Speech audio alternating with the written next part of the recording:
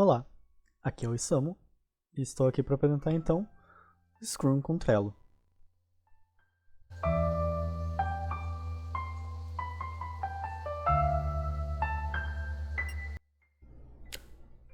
No Trello então, nós podemos criar e organizar stories a partir das listas, que são os quadros horizontais aqui. E, por exemplo, elas podem ser com estados das tarefas, como to do, doing, block, done ou waiting. E nós podemos organizar elas de qualquer forma para que fique mais confortável para a visualização dos usuários. E os stories também então, podem ser criados a partir de cartões.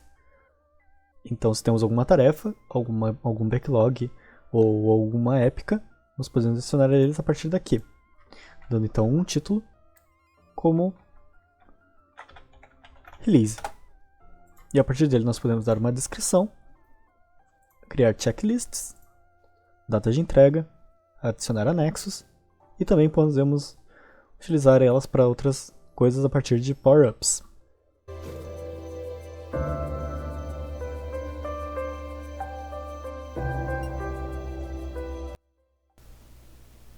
Para então fazer um planejamento de release, no Trello nós podemos simplesmente criar um quadro onde nós vamos guardar as releases e também só criar cartões onde nós adicionamos então uma data de entrega. Mas, de preferência minha, eu prefiro usar o Power-Up do Planway e então ter uma visão um pouco melhor de quando eu preciso entregar as coisas então.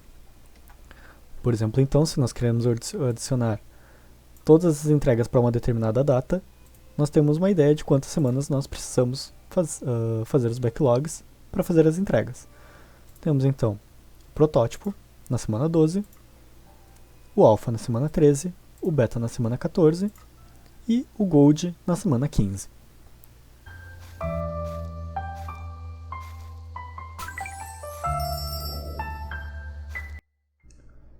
Para a organização dos times, eu acho interessante fazer diversos quadros, ou seja, utilizar a ideia do Trello de poder criar vários quadros diferentes e linká-los entre si. Por exemplo, aqui nós temos então os quadros de épicos e os quadros de backlogs. Não criei mais quadros, porque senão seria o meu limite total no aplicativo já, mas poderia fazer, por exemplo, a ideia de criar o quadro de backlogs do time de desenvolvimento de arte, desenvolvimento de programa e também desenvolvimento de história. E então, para planejamento de tarefas, nós apenas entramos no Trello e fazemos então o planejamento de tarefas aqui, a partir das épicas, onde nós podemos ter um quadro específico para o planejamento de épicas, como gerenciamento, história, arte e programação. Com cada um, então, claramente com seus backlogs específicos já divididos.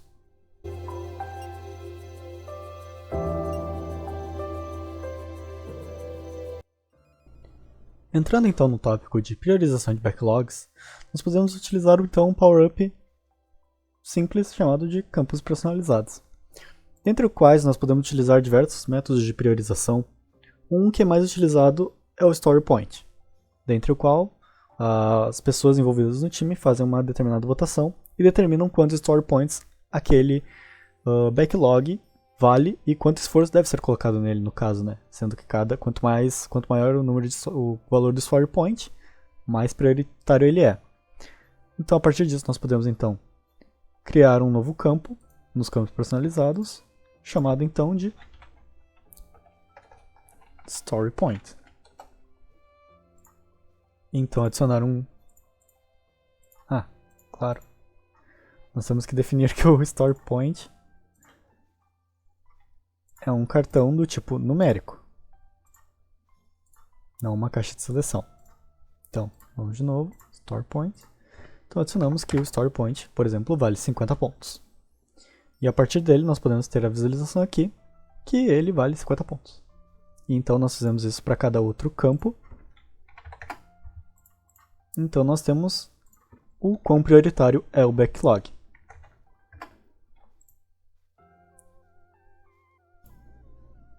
Claro, um detalhe importante que não podemos esquecer é que, para a priorização dos backlogs, essas reuniões que os times fazem são feitas então após a definição das datas e dos times propriamente dito. Cada time então irá gerenciar o desenvolvimento e entrega de suas tarefas a fim de cumprir o planejamento previsto. dentre os quais os backlogs, chamados de épicos, podem ser divididos em backlogs menores, então para que a entrega seja feita. O exemplo dito isso, se você retornar o vídeo e verificar que nós temos 3 backlogs diferentes para arte, história e programação, e eles são definitivamente menores que as épicas, pois eles não têm tarefas, subtarefas e checklists dentro deles.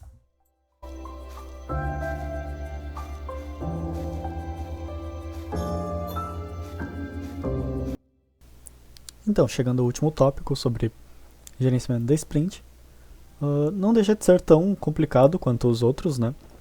Definidos então quais são os backlogs que irão ir para cada sprint, nós podemos então criar quadros da própria sprint, assim como foram divididos quadros para equipes e quadros para épicas. Então teremos o quadro da sprint, podemos definir então quais cartões devem entrar a partir das tarefas já feitas anteriormente, ou que irão ser feitas, ou que não foram feitas, por exemplo. Aqui então nós utilizamos o mesmo exemplo de antes, e a partir disso as tarefas então são delegadas para os outros membros da equipe.